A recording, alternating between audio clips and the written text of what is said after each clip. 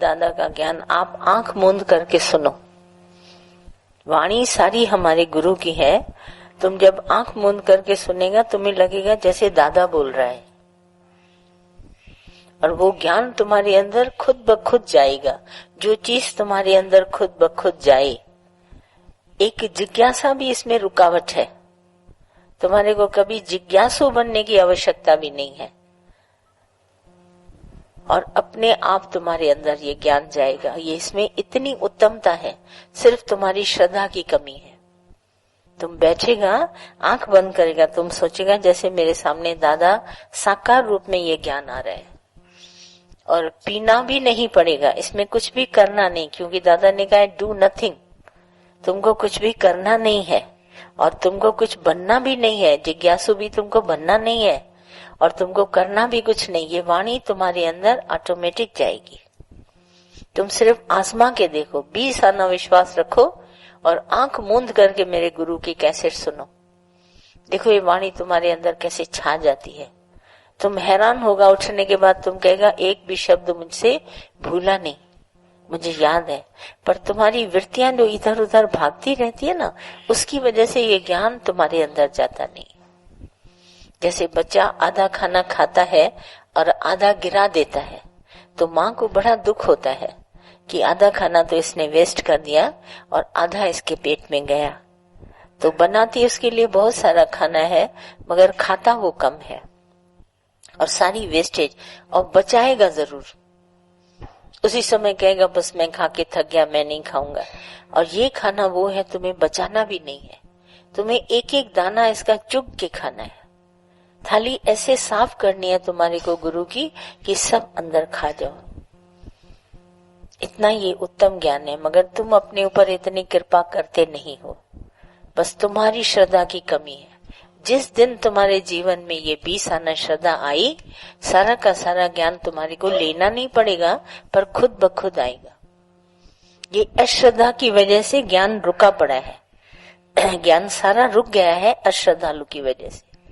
नहीं तो मैं कभी कभी जीवन में ये मिरेकल दादा का देखती हूँ, कभी हम लोगों ने इतनी बातों की तरफ ज्ञान की ध्यान भी नहीं दिया था, मगर ये कुदरती कैसी श्रद्धा से आया है ज्ञान, ये हमें भी नहीं मालूम। हम भी नहीं इस बात को जानते। जो अनजान जिस बात से अनजान है, वही जानकारी हमको गुरु ने इतनी दी है। तभी इसमें कहते हैं मिरेकल। दुनिया दिखाती है एक वस्तु से दूसरी वस्तु, पर ये ऑटोमेटिक हमारे जीवन में आ जाता है, जिसके लिए मैंने यत्न कभी नहीं किया। श्रद्धा भी गुरु ने जगाई, सत्संग में आते आते श्रद्धा जगी, और उसी श्रद्धा ने ये अपना कारोबार किया। तभी दादा ने 2 वर्ड इतने अच्छे बोले हैं, be nothing and do nothing. तो मुझे जिज्ञासु भी बनने की आवश्यकता नहीं है, और मुझे करना भी कुछ नहीं है। माना ये जो ब्रह्म ज्ञानी ब्रह्मनिष्ठ गुरु है, ये उसकी कृपा से होगा। जब हम इतनी श्रद्धा रखते हैं तो उसकी कृपा से ज्ञान हमारे भीतर आता है, और ऐसे छा जाता है पूरा का पूरा एक एक नस में। तुम हैरान होगा ये हमारे को आया कैसे। तुम्हारा मुख खुलेगा, दादा बोलेगा, और तुम कहेगा अरे दादा ने इतना अच्छा ज्ञान बोला। पब्लिक तुम्हारे को बहुत वाह वाह करेगी। तुम आश्चर्यवत होगा कि ऐसा कैसा मेरे से कुछ हो गया जो इतनी कृपा उसने करी है। ये गुरु कृपा, यही निशानी है पूर्ण गुरु की, और किसी गुरु से तुम्हारे साथ ऐसा नहीं होगा। और पूरा गुरु आएगा जीवन में तो पूरी हुई युक्त। गुरु नानक साहब कहते हैं पूरा गुरु भेटिया तब पूरी हुई युक्त। बोला पीछे हसंदियां खेलंदियां खावंदियां। ज्ञान के बाद हमारा हंसना, हमारा बोलना, खाना सब उत्तम है, पर इससे पहले जो हमने खाया, हंसा, बोला, वो विष है। उसने हमारे अंदर विषयों को जन्म दिया, और जो हमारा विष उतारे, तो गुरु के बाद हमारा खाना पीना, संसार में रहना, ये सब उत्तम है। पूरा गुरु भेटिया तो पूरी हुई युक्त।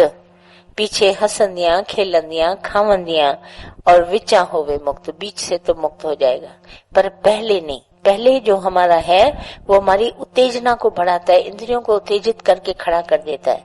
और जैसे हम गुरु के बाद ये लेते हैं, कोई देखो सुख भोग हम लोगों ने छोड़ा नहीं। कभी दादा ने मना किया ये मत खाना, ये मत खाना, ऐसा न करना, बल्कि अलर्टनेस होती है क्या हमारे शरीर के लिए अब आवश्यक है, हम वो खाएं। ऐसा होता है। घूमने के लिए मना नहीं किया, खाने के लिए मना नहीं किया, मेल मिलाप सबसे करने के लिए मना नहीं किया, दोस्त और दुश्मन से दोस्ती सिखाई। ऐसा गुरु जो दोस्त और दुश्मन से दोस्ती निभाना सिखाए। करते तो सभी थे पर निभाना नहीं आता था, और गुरु ने हमको ये निभाना सिखाया। तो ये बहुत उत्तम बात है कि हमारे को गुरु सिखा दे। तो पूरा गुरु भेटिया तब पूरी हुई युक्त, हमारे को सारी युक्तियां मिल गई।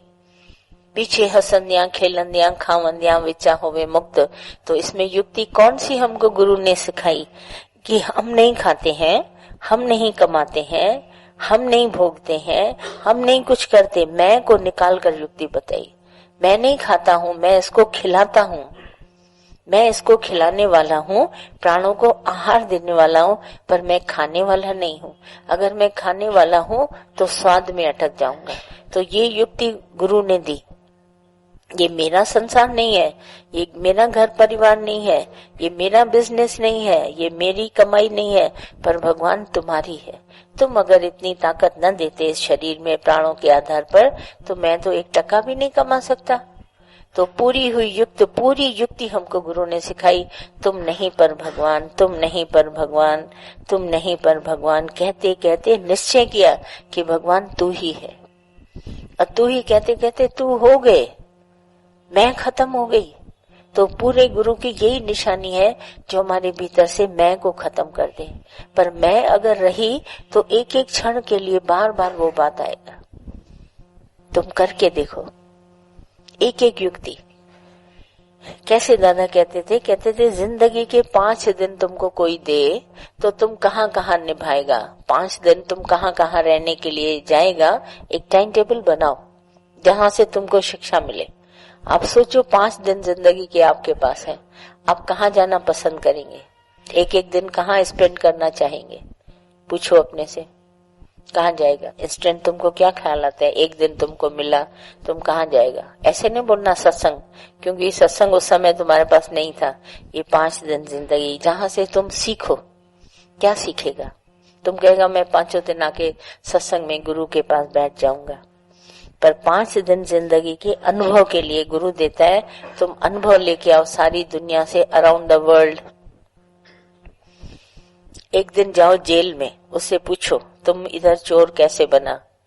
वो कहेगा 1 सेकंड की बात थी, मेरे अंदर आया विचार कि मैं चोरी कर लूं, और उस चोरी से एक सिंगल थॉट 1 सेकंड में मैं फंसा, और आज मैं उम्र भर सजा भोगने के लिए हूं। एक क्षण में, एक क्षण की इतनी कीमत है। तुम्हारे अंदर में एक क्षण आएगा ख्याल और तुम गलत ट्रैक पर चले गए, अब सारी जिंदगी भोगो। चाहे तुम पकड़े न भी जाओ तो भी तुम्हारे को जीवन में वो ख्याल सताएगा कि मैंने ऐसा काम क्यों किया। उसके लिए फिर तुम्हें ज्ञान लेना पड़ेगा कि सपना जानकर संसार को भुलाना। एक क्षण की, एक क्षण में सारी जिंदगी तुम्हारी हो गई। सोचो कि कितना वो क्षण तुम्हारी जिंदगी का उत्तम था।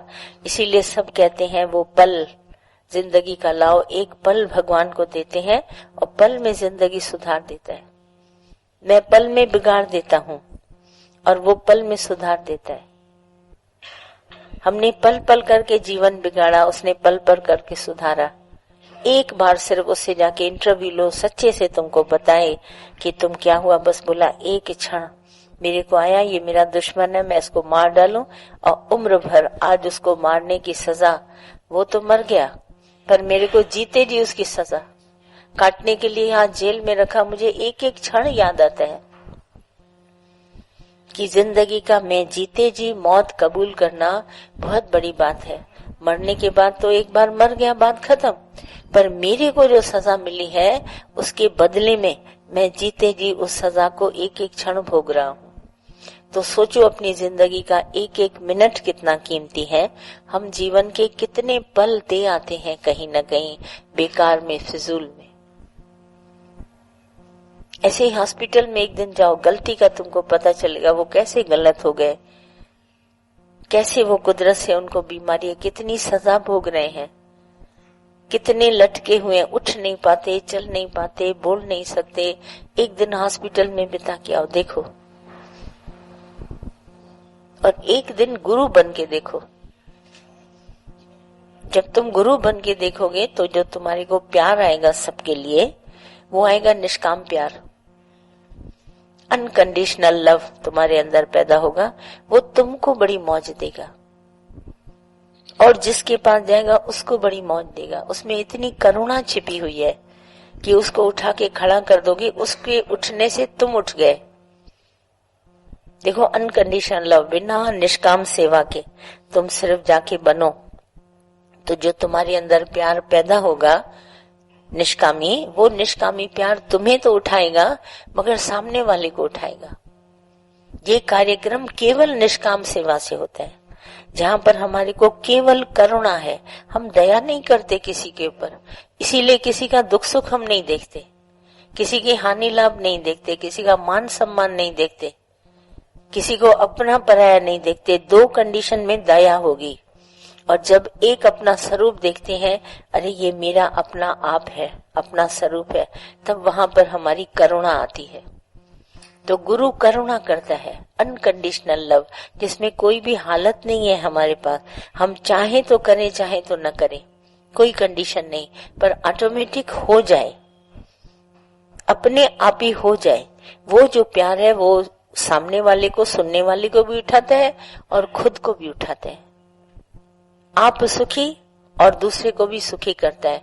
ये प्यार करके देखो, एक दिन स्टूडेंट बन के देखो, बिल्कुल इनोसेंट अवस्था में, जहां तुम बिल्कुल अनजान है। मैं मास्टर के आगे आया, मैं कुछ नहीं जानता था। जब मैं दादा से मिला, दादा एक भी बात नहीं जानते थे, जीवन का भी किताब खोला ही नहीं था, खुला ही नहीं था। और जैसे उसने खोला दादा ने किताब और श्रद्धा जगाई, ये किताब खुद ब खुद बन गई। जैसा गुरु ने कहा वैसे सब ठीक। आप चरण छूते हैं, चरण स्पर्श करते हैं, पर याद रखना, गुरु के चरण जहां तुम्हारे चरण वहां, तुम्हारे पांव भी वहीं तक जाने चाहिए जहां तक गुरु के चरण जाते हैं। गुरु जाता है सत्संग, गुरु कभी मार्केट नहीं जाता, गुरु दुनिया की उलझनों में नहीं जाता, गुरु इधर उधर कहीं भागता नहीं। गुरु के चरण जहां, वहां तुम्हारे चरण। गुरु ने अपनी सीमा निर्धारित की है बेहद में, तुमको भी बेहद में जाना पड़ेगा। हद में मार्केट है, हद में मार्केट बना है, बेहद में है सारा विषय, विश्व सारा विश्व में तुम कहीं भी जा सकता है। इतना बेहद में हमारे को चलने के लिए दादा ने बोला। और जहां गुरु के चरण, वहां पर तुम्हारे चरण। ये नहीं कि तुम्हारे गुरु के चरण एक तरफ तो तुम जाओ दूसरी तरफ। तुम्हारी चाल में चलन होना चाहिए। हमारी के चाल में कौन सा चलन है? हम निष्काम सेवा में आते हैं, हमको चाहिए किसी से भी कुछ नहीं।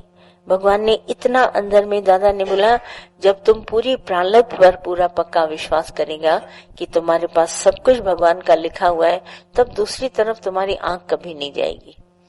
अपना झोला भरा हुआ देखेगा तो दूसरे से मांगने की तुमको कभी भी जरूरत नहीं महसूस होगी। बोला वो अंदर में पैदा करो। एक बार स्टूडेंट बन के देखो, बिल्कुल निर्लेप न्यारा, सिर्फ मैं पढ़ाई के लिए आया हूँ और मैं कुछ नहीं जानता, मैं बिल्कुल इनोसेंट हूँ। आज मैं मास्टर के पास आया हूँ, मास्टर पूरी घाघर भी मेरे में उंडेल देगा ना, तो मेरे पास इतनी जगह है कि मैं सब ले लूंगा मास्टर से। मैं इतना इनोसेंट, मैं कुछ भी नहीं जानता, मैं ABCD बिल्कुल पहचानता ही नहीं। तो ये जब गुरु हमारे को इतना देता है, तब इनोसेंट बन के आते। गुरु ने सारा उंडेल दिया, बोला ये तो याना बन गया, तो उसको कुछ नहीं, जो मैं सिखाऊंगा वो ये सीख लेगा। मिनटों में गुरु का संग करके सीख जाएगा। ऐसे करके 5 दिन बिताओ, देखो जीवन का कि कितना जीवन इन सब के अनुभव से बनता है। हम ऐसा पल ही क्यों गवाएं जो हमको सजा भोगनी पड़ी? हम ऐसा कर्म ही क्यों करें जो हमारे, जैसे आप जितना अभिमान करते हैं ना, ये बीमारी है, बीमारी और कुछ नहीं। तुम जितना अभिमान करेगा, तुम्हारे अभिमान से दूसरे को सताएगा, दूसरे से उल्टी सीधी जीवन की बातें करेगा, ये तुम्हारे को रिटर्न मिलेगा जरूर। तुम उल्टा सीधा चलने के लिए, कामनी कंचन कीर्ति में फंसने के लिए तो वो अपने शरीर को बड़ी सजा देता है। वो सजा भोगने के लिए तुम्हारे को बीमारी आएगी। जितनी खुशियां मानिया उतना भया रोग। भगवान ने खुशी का, गुरु नानक साहब ने बोला जितनी खुशी लेगा, इस तन से मजा लेगा, उतने तुम्हारे पास रोग आएंगे। ये रोग हमारे पास क्यों आते हैं? ये इसी से पलट के सिर्फ हमारे पास वही आ जाते हैं। तो हम समझते हैं ये बेचारा, उसके ऊपर दया करते हैं, बेचारा बीमार पड़ गया है। अब किया कर्म खुद है, ऐसा कर्म न करता तो आज अस्पताल क्यों पहुंचता। कर्म ही ऐसा न करो जो हम हॉस्पिटल पहुंचे, जो हम डॉक्टर की दवा लें, जो हम डॉक्टर के पास जाएं, जो हम पट्टी बंधाएं। ये सब जितने हमारे अभिमान है। रोज एक एक पल दादा ने कहा, इसीलिए शुक्राना गाओ तो अभिमान नहीं आएगा। जिस हृदय में शुक्राना बसता है वहां अहंकार नहीं रहता। तभी हमारे को दादा ने ये ट्रिक सिखाई है कि शुक्राना हर पल मांगना, हर पल मांगते रहना, तो अभिमान कभी तुम्हारे पास नहीं आएगा। कभी कभी याद करते हैं आज दिन तक जब गुरु के पास आए थे, पहले हम क्या थे, क्या हमारे को था। उसको अगर नजर में नहीं आता था ना तो आज यहाँ बैठने के लायक भी नहीं थे। इस तरह से विचार करके देखो, आज भी हमारे जीवन से ज्ञान को हटा दो तो हम वही बन जाएंगे, अज्ञानी। माइनस सिर्फ ज्ञान कर दो, आज ज्ञान को प्लस करके बैठे अपने साथ, योग युक्त होने के लिए आए हैं, योग लगा के बैठे हैं, गुरु के साथ बैठे हैं, सत्संग में बैठे हैं, तो मौज है। आज ये सब माइनस कर दो, भले धन का ढेर तुम्हारे पास हो, परवाह नहीं, कितना भी हो, पर आदतें वैसी ही रहेंगी। तो हम अज्ञानी बन गए, शरीर अभिमान तो रहेगा ही रहेगा। इससे छूटने के लिए हमारे को गुरु ने कितना बड़ा ज्ञान दिया है। गुरु की छत्र छाया के नीचे बैठे हैं और इन सब बातों से छूटे हुए, तभी ये हमारे को अंदर में आता है, ये कितना महान है। एक एक पल शुक्राना, शुक्र शुक्र करके। लायक नहीं थे, जो भगवान ने लायक बनाया, इस जगह बैठने के लायक बनाया, ये सबके साथ बैठे हैं। नहीं तो पूछता नहीं कोई। ये जिंदगी के 5 अनुभव लो जिंदगी में कि हम कहाँ होते, नहीं तो आज हमारी प्लेस कहाँ होती।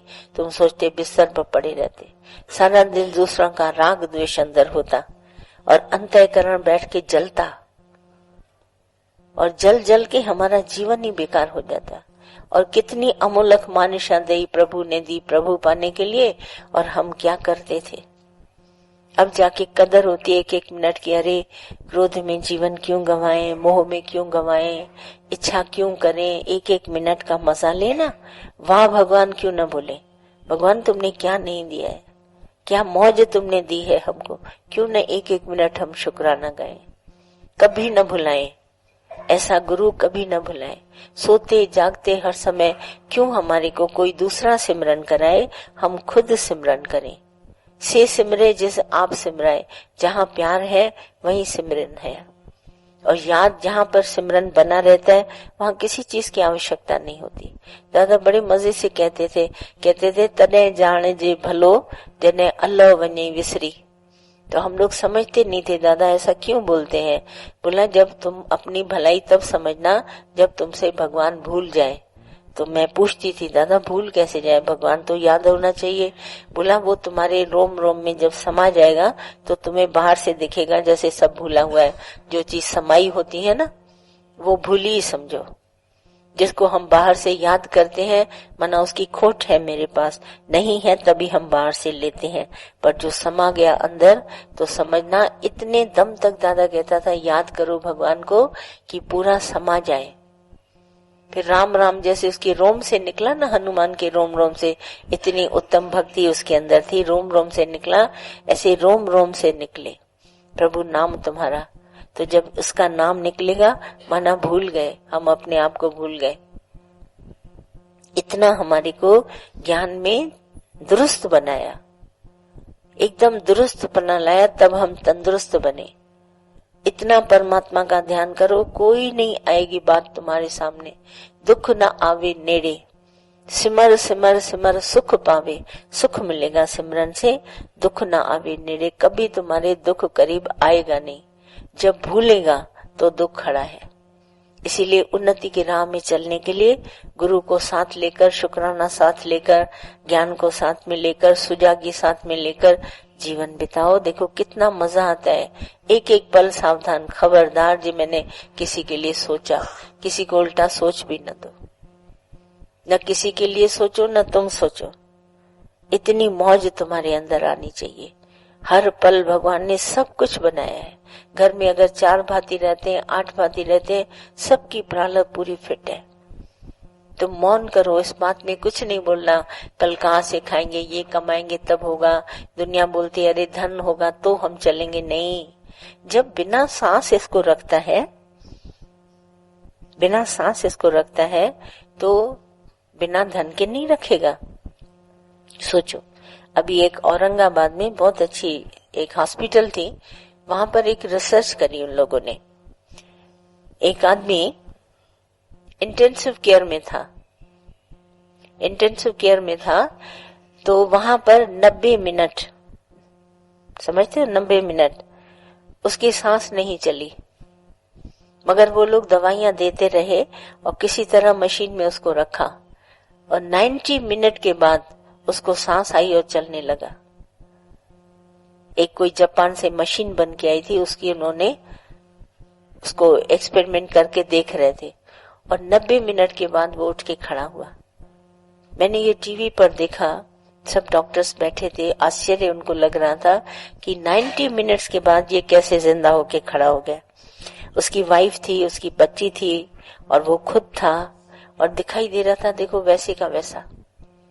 90 मिनट्स के बाद तो मुझे वही दादा की बात याद आई कि प्रभु भावे तो बिन सांस रखे। ये कलयुग में मिरेकल भगवान दिखाता है।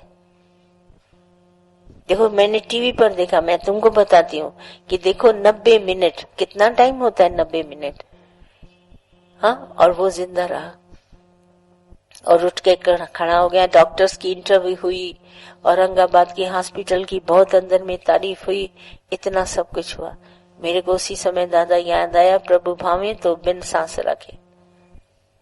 बिना सांस के वो रहा और आज उठ के खड़ा हो गया, बिल्कुल ठीक ठाक। सांस उसकी कहाँ गई हम बैठ के बुद्धि से बहुत सोचेंगे, पर भगवान के घर देखो, देर है पर अंधेर नहीं था। वो लौट करके आया अपनी फैमिली के साथ, छोटी उसकी लड़की, बैठा। तो कैसे नहीं ये देखेंगे मिरेकल, पर देखने की विश्वास की आंख चाहिए। लोगों ने तो बहुतों ने देखा होगा, पर मेरे को एकदम टिक किया कि देखो गुरु बोलता है बिन सांस रखे, गुरु नानक साहब बोलते हैं देखो बिना सांस रखे। तो ये धन की कोई इम्पोर्टेंस है क्या हमारे इधर? है तो खर्च हो रहा है, नहीं होता है तो नहीं होगा, और क्या होगा। पर हम इतना उसको महानता देके बैठे, नहीं धन बहुत जरूरी। धन से भी संसार के लिए तो धन चाहिए ना। जब संसार ही नहीं रहा तो फिर धन कैसा। वशिष्ठ मुनि की बात देखिए, उन दिनों कौन सी बैंक थी तो वशिष्ठ मुनि के आश्रम में जो भी आता था खाना खाता था। कौन सी वशिष्ठ ने नौकरी करी या कौन सा उसको पेरेंटल प्रॉपर्टी मिली, कुछ नहीं था। देखिए उसका उत्तम, ध्यान से सुनना। वशिष्ठ मुनि जिस आश्रम में रहता था, बहुत सारे उसके शिष्य साथ में रहते थे। रोज यज्ञ हवन तप होता था जैसा उन दोनों का समय था, और ज्ञान चलता था, सत्संग होता था, सभी जने भोजन खाते थे।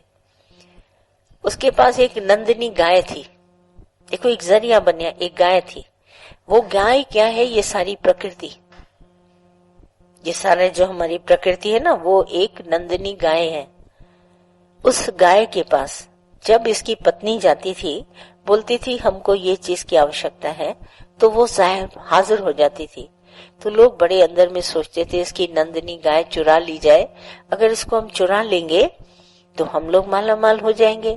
मगर वो नंदिनी गाय क्या थी वशिष्ठ मुनि की? एक प्रकृति।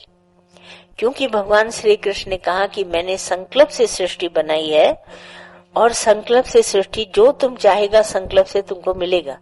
तो वशिष्ठ मुनि जो उन दिनों 7 ऋषियों में सबसे उत्तम ऋषि थे, तो उसको अंदर में ये वशिष्ठ गाय थी, उसको संकल्प सिद्धि थी। गाय का मतलब है नंदिनी, संकल्प सिद्धि। जैसा अंदर में संकल्प करता था वो वस्तु हाजिर हो जाती थी। ये उसके पास सिद्ध अवस्था थी, क्योंकि इतना बड़ा ऋषि, ब्रह्म ऋषि था, उसमें, और कोई भी उन दिनों संसार में इतना बड़ा नहीं था, तो उसको सारी प्रकृति हाथ में दे दी गई, उसकी डोर में बंध गई, तो जो चाहता था वो उसको मिल जाता था। और नाम के लिए एक निशान था कि ये गाय खड़ी है और इसको जाके पूजा करते हैं तो मिल जाता है, मगर थी क्या? संकल्प सिद्धि। जो जिसके लिए संकल्प आता था, अब बैठे हैं आश्रम में इतने, ये कहीं बाहर तो नहीं खाने जाएंगे जंगल में, तो इनको भोजन की आवश्यकता है, कुदरती संकल्प से उसको मिलता था सब कुछ।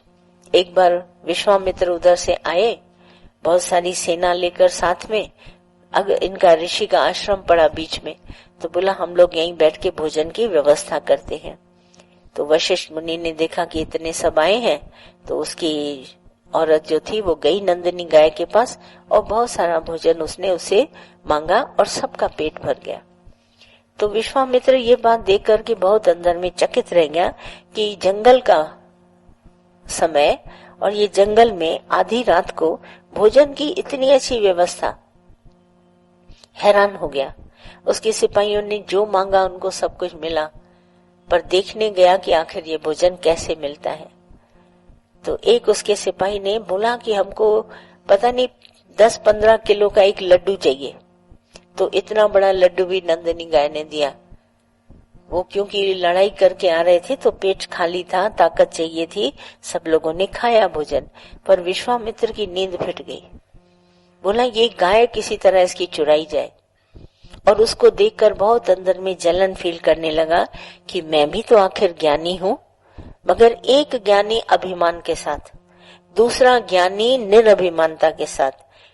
वशिष्ठ मुनि और विश्वामित्र दोनों की कहानी आती है उसमें। वो अभिमान के साथ विश्वामित्र, मैं योग बल से मैंने निराकार को, जैसे इंद्र का सिंहासन मैंने हिला दिया, मैंने इंद्रियों को वश किया, मगर अहंकार नहीं गया। और उसी जगह वशिष्ठ मुनि निरभिमानता के साथ। तो उसको अंदर में देखकर बार बार अंदर में जलन फील हो, तो उस नंदिनी गाय को चुराने की कोशिश करते हैं। आज हम सबकी प्रकृति को कोई बिगाड़ नहीं सकता अगर आपका संकल्प पूरा फिट है। हमारी नंदिनी गाय कोई नहीं चुरा सकता। हम सबकी नंदिनी गाय हमारे पास है। तुम्हारे को संकल्प उत्तम होना चाहिए। निरअभिमानता, पहला तुम्हारा गुण निरअभिमानता। बी नथिंग, कुछ बनना नहीं। और जब तुम कुछ नहीं बनोगे संकल्प सिद्धि आएगी। ये सृष्टि संकल्प से चलती है, धन से नहीं। पर क्योंकि कलयुग आ गया है, सब सोचते हैं कि धन नहीं होगा तो नहीं चलेंगे, तो सबका देखिए ध्यान सारा धन की तरफ है। पर तुम निरभिमानी बनो, तुम्हारी सृष्टि बिना धन के चलेगी। धन की आवश्यकता तुमको कभी भी नहीं होगी, तुमको कभी सपने में नहीं ख्याल आएगा धन का। पर शर्त ये कि तुमको निरभिमानी बनना पड़ेगा, क्योंकि निरभिमानी के हाथ में प्रकृति है। वो जब चाहे तो अपनी प्रकृति को अपने साथ ले ले, और जब चाहे तो अपनी प्रकृति को न ले। निरभिमानी इतना उत्तम है। आप जितना निरभिमानी बनेंगे, निरिच्छा वाले के आगे, और इच्छा से दूर भागती है। तुम इच्छा करेगा अंदर में, प्रकृति तुमसे दूर चली जाएगी, और तुम निरिच्छा बनेगा, प्रकृति तुम्हारे पास आएगी। ये सारा नेचर ये नंदिनी गाय है। तुम्हारा खाना पीना, कपड़ा लटा रहना, सब ये प्रकृति में आता है।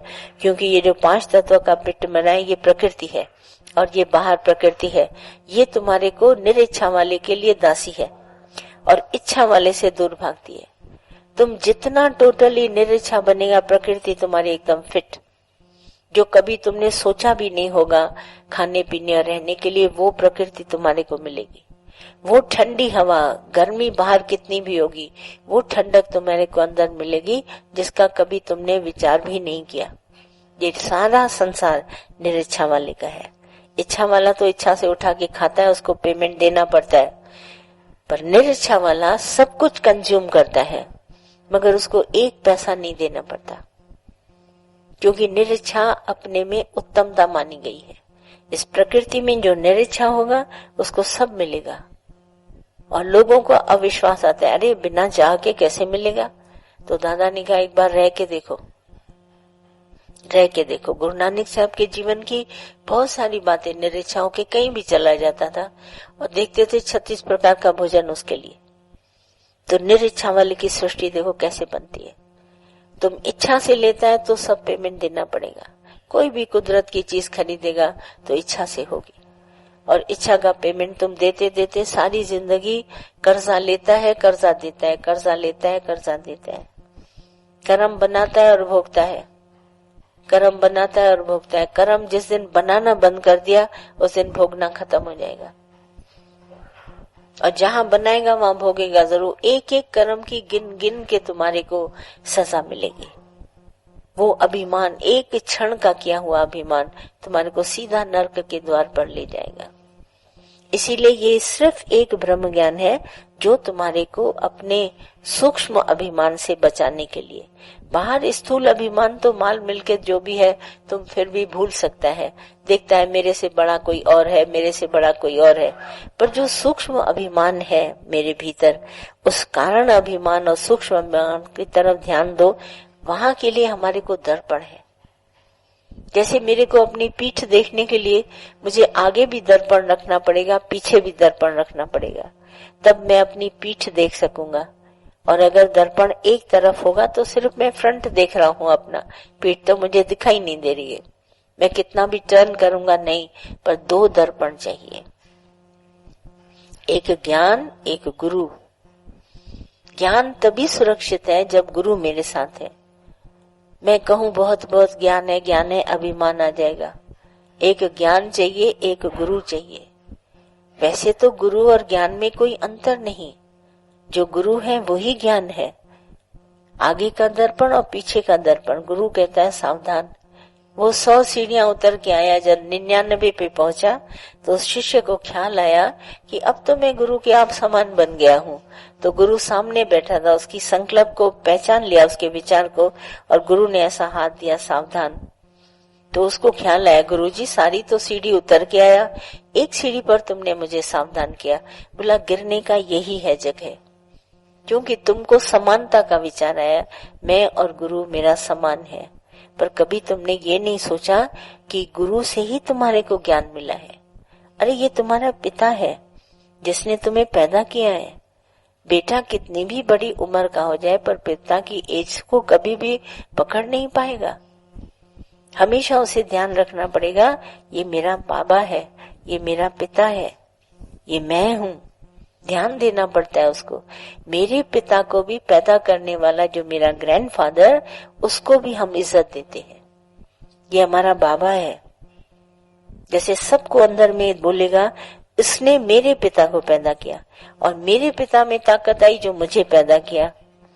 तो सोचो कहाँ का बीज कहाँ आया। इससे हमारे को निराभिमानता सदा बनी रहती है कि मेरे पिता को पैदा करने वाला मेरा दादा। अगर दादा मेरे पिता को न पैदा करते तो मैं कैसे पैदा होता। तो पूरी चेन है। जब हम अपनी चेन को देखते हैं, इससे इसको मिला, इससे इसको मिला, इससे इसको मिला, तो हमारा अभिमान चला जाता है। ऐसे हम मोक्ष पद के लिए तैयार होके खड़े हो जाते हैं और टोटली निरिच्छा, निराभिमानता अंदर में आती है।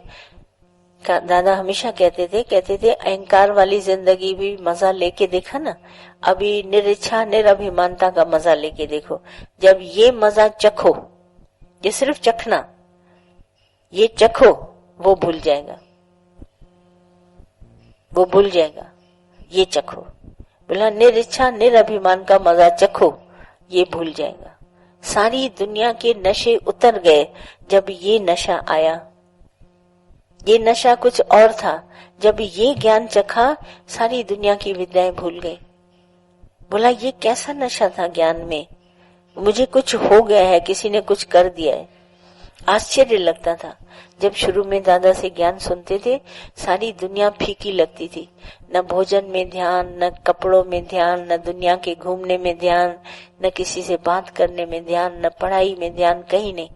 तो लगा कुछ हुआ है। जब पूरे नशे, जब ये नशा लगा, वो नशे सब उतर गए। एक अजीब सी करुणा अपने ऊपर आने लगी, रोने लगे, ये क्या हो गया है मुझे। ये दुनिया जो मुझे इतनी भाती थी वो मुझे अच्छी क्यों नहीं लगती। क्या कारण है उसके अच्छे न का? गुरु से जाके सवाल पूछा। गुरु ने कहा तुमने ये नशा चखा है, अब नशा ये चढ़ गया है, वो नशा उतर जाएगा, और ये नशा कुछ और है। इसमें क्या है, साकी जो पिलाने वाला है वो पिला रहा है। एक होता है मैं पीता हूँ, बोतल खरीद के मैं पीता हूँ, एक मुझे इनवाइट करके पिलाता है। बोला वो भी ऐसा साकी है, वो पिलाने वाला खुद जिसने शराब बनाई है वो पिला रहा है। तो इसने जो ज्ञान का नशा बनाया उसने मुझे खुद पिलाया। तो वो नशे उतरने लगे तो अजीब सी घबराहट महसूस होने लगी। ये क्या है, वो नशे क्यों उतर रहे? और ये नशा जब चढ़ा, अनोखा नशा, बोला वो नशे तो ऐसे ही थे, टेम्पररी चढ़ते उतरते थे, पर एक बूंद ब्रह्म ज्ञान की मस्त करे दिन रैन, लाख प्याला भर भर पिए चढ़े न मस्ती नैन। नैनों पर मस्ती कभी नहीं चढ़ी। और आज जो गुरु ने पिलाई, एक बार पिलाई, वो आज दिन तक न उतरी। वो एक बूंद ब्रह्म ज्ञान की मस्त करे दिन रैन, वो दिन रैन हमारा मस्त कर रही है। इतना मस्त हो जाते हैं ज्ञान में कि हमको किसी चीज की आवश्यकता महसूस ही नहीं होती। यहाँ पर धन बेकार है, यहाँ पर तन बेकार है, यहाँ मन बेकार है। जिस हम तन और मन को इतनी महानता देते हैं वो यहाँ पर बेकार है, कारगर ही नहीं है, कुछ भी कारगर नहीं है। बिल्कुल ये धन तन तीनों बेकार, गठरी बांध के किनारे रख देते हैं। यहाँ आत्म सुख और आत्मा की मौज ही निराली है, जहाँ न मुझे तन की आवश्यकता है, न मन की आवश्यकता है, न धन की आवश्यकता है। क्योंकि धन से ही ये मन और तन खुश होने वाले थे। जब धन ही मुझे जरूरत नहीं था तो तन भी गया और मन भी गया, और निज सुख निर्मल पाया। ऐसा निज सुख निर्मल मिला जो इस मस्ती में झूमते रहोगे। पर एक बार निरीक्षा होके देखो, एक बार निराभिमान होके देखो, वो चखो। वो नशा सिर्फ चखना, पीना नहीं, और चखते ही तुमको नशा चढ़ जाएगा। ऐसा मजा चढ़ेगा जो तुम सोचेगा मैं उतरे कैसे ये नशा। बोला ये उतरने वाला नहीं है। बोले एक बार चढ़ गया सो चढ़ गया। बोला अब कभी नहीं उतरेगा। बोला कभी नहीं, किसी जन्म में ये नशा उतरने वाला नहीं है। ऐसा नशा, मजा देखो। एक निशा तुमको इसकी निशानी बताते। रविदास चमार था, जूते बनाने का काम करता था। तो जिस कठौती में चमड़ा डुबो के ठोक ठोक के बनाता था जूते, उसी में जैसे सब लोग कहते थे गंगा है। तो क्या होता था, गंगा का सारा रास्ता अंदर उसकी कठौती रखी जाती थी, उसमें गंगा जल आ जाता था। ये उस रविदास की पवित्रता थी, जिसका पवित्र भाव था कि कठौती में गंगा। तब वहां पे वो सेंटेंस बना, मन चंगा तो कठौती में गंगा। मना रविदास का मन इतना पवित्र था, तो जो कठौती बर्तन रखता था उसमें गंगा अपने आप प्रवेश करती थी। तो एक बार क्या हो गया, एक रानी थी, वो रविदास को बहुत प्यार करती थी और बड़ी भक्त थी उसकी। तो एक बार राजा को अपने साथ में लेके आई। तो रविदास को कहने लगी कि ये मेरा पति है, आप इसको भी वचन 4 सुनाओ। तो उन दिनों ऐसा हाथ करके कहते थे चना अमृत लो। तो रविदास ने क्या किया, वो चमड़ा डुबो के जिस कठौती में बना रहा था, उसी चमड़े से राजा को हाथ में पानी दिया, पीने के लिए जल दिया, चना अमृत। तो राजा को अंदर में बड़ा घृणा आई। बोला मैं इतना बड़ा राजा और इसकी ये कठौती गंदी, और इसमें ये चमड़े से डुबो के मुझे जल दे रहा है। शंका, क्योंकि श्रद्धा नहीं थी तो शंका आई। तो उसने जैसे जल पिया नहीं, क्या किया, ऐसे करके मुंह पे लगाया और गिरा दिया। तो उसको कपड़े जो पड़े थे ना, कुर्ता, उसमें सारा जल आ गया, मुंह में एक बूंद भी नहीं गई। जब घर आया लौट के तो कपड़े चेंज किए तो रानी ने क्या किया, उसको कपड़े धोने के लिए डाल दिए। कपड़े धो के आए, पर उसकी बाह में निशान जो था वो मिटा नहीं, जल का, भूरे कलर का, ऐसा गोल्डन कलर का निशान पड़ गया। तो रानी ने उसको बोला, धोबी को बोला इसका निशान क्यों नहीं उतरा। बोला पता नहीं क्यों निशान नहीं उतरा, हमने बहुत कोशिश करी। बोला इसको फिर से ले जाओ। तो ले गया तो उस धोने की बहुत कोशिश करे कि निशान मिटे, मगर कितने भी बाहर से पाउडर डाले सब फेल हो गए उसके आगे, ये निशान नहीं मिटा। तो आखिर धोबी ने क्या किया, उस निशान को सिर्फ मुंह से ऐसा चूसा। बोला पता नहीं कि क्यों नहीं जा रहा है धब्बा, तो ऐसा मुंह से चूसा। तो जैसे ही उसने चूसा, ऐसे उसको ऐसी मस्ती छा गई कि दुनिया दिखे ना। आश्चर्य सा, ऐसा अजीब सा रहने लगा। घर में बड़ा उदासीन कोने में बैठा हुआ, शांत मन, जो दे दो वो खा ले, जो दे दो वो पी ले, उसकी हालत ऐसी हो गई। धोबिन रानी के पास आई, बोली क्या बात थी, इस नशे में क्या था, मजे में वो निशान तो उतर गया मगर हमारा धोबी ऐसा हो गया है। तो राजा को अंदर में ध्यान आया, ये तो मैंने जल उसमें डाल दिया था आस्तीन में और मैंने पिया नहीं था। आज धोबी को इतना नशा चढ़ा, अगर मैं पीता था तो मुझे कितना नशा चढ़ता। तो अंदर में हैरान हो गया। देखो ये है चरणामृत। मन चंगा तो कटौती में गंगा, रविदास बहुत उन दिनों फेमस थे। और ये हमारा हृदय, सिर्फ निरिच्छा निराभिमान बनो और कुछ नहीं तुम्हारे को आवश्यकता करने की। ज्ञान के द्वारा इस शरीर का योग खेम का भार भगवान ने उठाया, मुझे इसके लिए कुछ सोचने की आवश्यकता नहीं है। बिल्कुल निरिच्छा निराभिमान बनो, तुम जाग करके खड़े हो जाओगे। ये सारी प्रकृति तुम्हारी दासी है, ये प्रकृति है हमारी नंदिनी गाय। संकल्प से सृष्टि को चलाओगे, मन में ख्याल आएगा, अचानक आएगा और चलते चलोगे परोपकार के लिए। जो तुम्हारे को साधन मिलेगा यहाँ और कहीं नहीं मिलेगा। तुम सिर्फ सोचो अपने लिए नहीं पर सबके लिए। जहां तुम सोचोगे सारी सुख सुविधाएं तुम्हारे को अवेलेबल हो जाएंगी।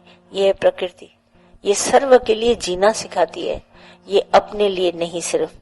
जो अपने लिए जीते हैं वो धन कमाते हैं और धन खर्च करते हैं। जो सर्व के लिए जीते हैं उसको धन की आवश्यकता नहीं होती। तो मंदिर में खुद करके देखो इस बात को। ये हमारी थ्योरी भले है पर इसको प्रैक्टिकल करो अपनी लाइफ में, तुम खुद ही कहेगा ये थ्योरी बिल्कुल राइट है। क्योंकि इसको सिद्ध करने के लिए तुम्हारे से ही हमारे को एग्जाम्पल लेना है और कोई दूसरा नहीं, पर तुम ही लेगा। निरिच्छा निराभिमान बनो, तब तुम्हारे को, हाँ बिल्कुल भोले के आओ। देखो दुनिया क्या है, दुनिया दिल लगाने की जगह है नहीं। जहाँ हम दिल लगा के बैठे हैं, दुनिया दिल लगाने की जगह नहीं है। पर जाके देख या एक पल बिता के आओगे तुम्हें सच पता चल जाएगा। और कुछ किसी को रह गया? तैयारी है? चलिए।